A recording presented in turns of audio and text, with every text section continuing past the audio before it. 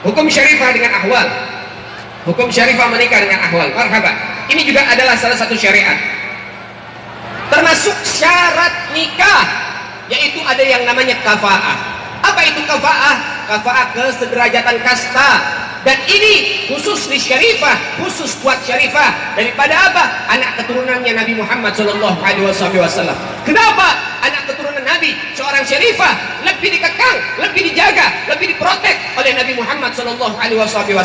Karena syarifah adalah hakkus sayyid, itu adalah haknya para sayyid, haknya para habaib. Maka hal ini telah diberikan dan dijadikan aturan di dalam agama. Ada yang namanya kafa'ah. Ada apa dengan kafa'ah? Pertama, saya pernah duduk bareng sama beberapa habaib, beberapa sayyid dan syarifah. Masih anak-anak muda di Jakarta, tahu sendiri, mereka sudah mulai yang namanya apa, sayyid dan syarifahnya lebih modern, meninggalkan daripada syariat. Dan mereka mengatakan, ada nggak dalil yang menerangkan masalah kafa'ah? Syarifah wajib dengan sayyid. Saya bilang ada.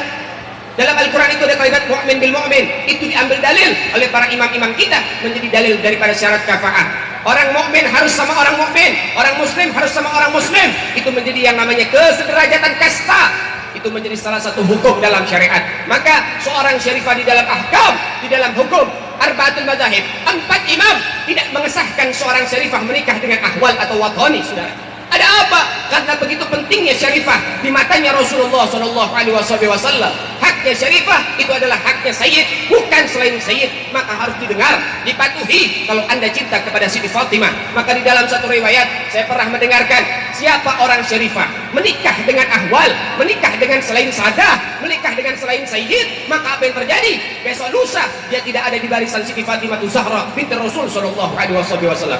Bukan hanya itu, sampai Siti Fatimah tidak mau melihat wajahnya syarifah tersebut karena sakit hati, saudara. Kalau sudah menyakiti hatinya Siti Fatimah, sama dia menyakiti hatinya Sayyidina Rasul SAW. Kalau hatinya Nabi yang sakit, mau masuk surga lewat mana? Jadi jangan beranggapan saya syarifah, saya keturunan Nabi, surga kebuka buat saya. Homen ente, siapa kamu? Nabi Muhammad SAW saja masih ibadah kepada Allah sampai kakinya bengkak. Anda juga harus patuh kepada Allah Subhanahu Wa Taala. Lalu kemudian saudara, masalah kafa'ah tersendiri ini untuk menjaga nasab anda supaya tidak yanqati, tidak terputus kepada Nabi Muhammad SAW. Di Jakarta banyak syarifah zuhud sama ahwal. Apa yang terjadi? Allah hancurkan, Allah hinakan, Allah leburkan hartanya. Ini ahwal orang kaya, rata-rata begitu. Faktor ekonomi. Ini orang ahwal orang kaya, masya Allah. Syarifah tergiur dengan kekayaan duniawi. Menikahlah ini syarifah dengan ahwal tersebut, subhanallah, karena menyakiti hati Nabi. Maka apa yang terjadi? Itu dia punya harta habis sudah semuanya, saudara, hancur lebur. Jangan pernah menyakiti hatinya Rasul Shallallahu Alaihi Wasallam. Jangan membenarkan sesuatu yang haram, dan jangan menjalankan sesuatu yang dimungkari oleh Nabi Muhammad Shallallahu Alaihi Wasallam. Saudara yang dimuliakan oleh Allah, kalau bukan kita yang menjaga nasab kita, siapa lagi? Kalau bukan kita yang menjaga daripada kemuliaan yang Allah titipkan kepada kita, siapa lagi?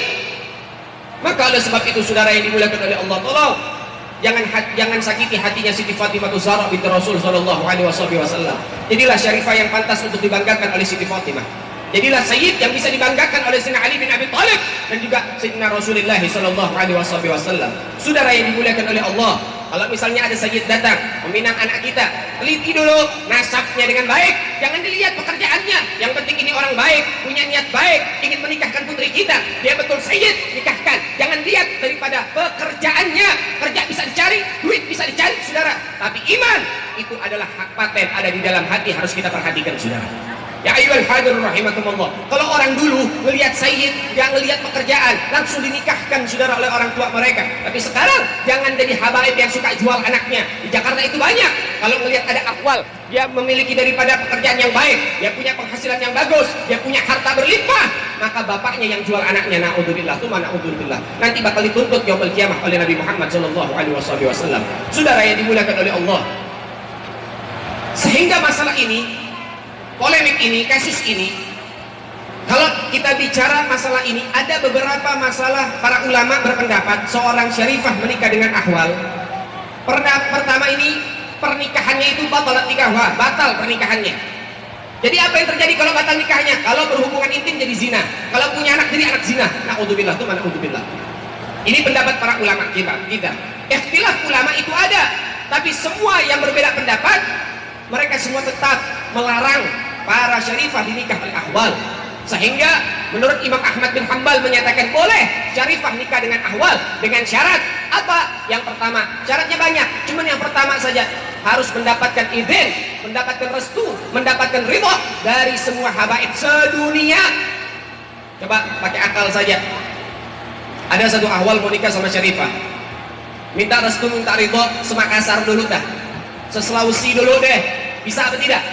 Satu tidak ridho, gugur daripada syarat tersebut, tidak bisa. Apalagi sedunia, saudara. Maka oleh sebab itu, ini adalah penolakan secara halus dari para imam-imam madhab kita, dan hal ini harus kita amati dengan baik, harus kita cermati dengan baik, saudara. Madhab memang ada yang membolehkan, tapi tetap kita punya madhab, kita punya ajaran daripada ajdaduna, kita punya kakek moyang kita, para habaib kita, para kakek moyang kita, Imamul Haddad, Imam Jamaluddin, Imamul Idrus. Mereka adalah mujtahid yang bisa memberikan fatwa, tapi mereka tawadhu, saudara. Mereka tidak ingin menjadi salah satu imam madhab, tapi para arba'atul madzahib, 4 madhab, tidak mengesahkan syarifah zuat atau nikah dengan ahwal. Maka oleh sebab itu mudah-mudahan bisa dipahami, bisa dimaklumi kenapa saya keras tentang masalah ini, karena sudah cukup banyaknya syarifah-syarifah yang menyeleweng dari thariqahnya Nabi Muhammad SAW. Saya nggak peduli kalau para syarifah benci dengan kalimat saya, benci dengan hukum yang saya sampaikan, saya tidak peduli. Yang penting Nabi Muhammad gak benci sama saya, Siti Fatimah tidak benci kepada saya. Tapi mudah-mudahan Allah Subhanahu wa Ta'ala menyelamatkan kita dan menyelamatkan para syarifah kita, menyelamatkan para sadah kita, dan juga menyelamatkan syarifah-syarifah yang telah salah arah. Maka mudah-mudahan mereka bisa kembali lagi di dalam manhajnya Nabi Muhammad SAW. Saudara yang dimuliakan oleh Allah Subhanahu wa Ta'ala, cukuplah pernikahan ini menjadi salah satu kabar baik buat kita. Semoga kita semua berbahagia. Pesan saya kepada kedua mempelai, tolong kalau tidak ada masalah di dalam rahim istri Anda, jangan pernah berhenti buat anak. Jadikan rumah produksi istri Anda. Jadi sebaik-baik orang itu yang produktif. Kalau kita bicara masalah pabrik, saya pengen tanya, pabrik yang sukses sama pabrik yang gagal. Nih gambarannya, ada satu pabrik cuman ngeluarin 1 unit motor, kemudian tutup itu pabrik. Ini kira-kira sukses apa gagal? Sukses apa gagal?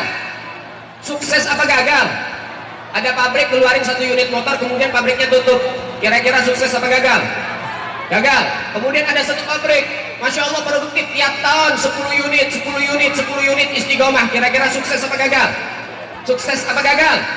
Baik, kita satu pendapat, kalau produktif itu sukses, kalau nggak produktif itu gagal.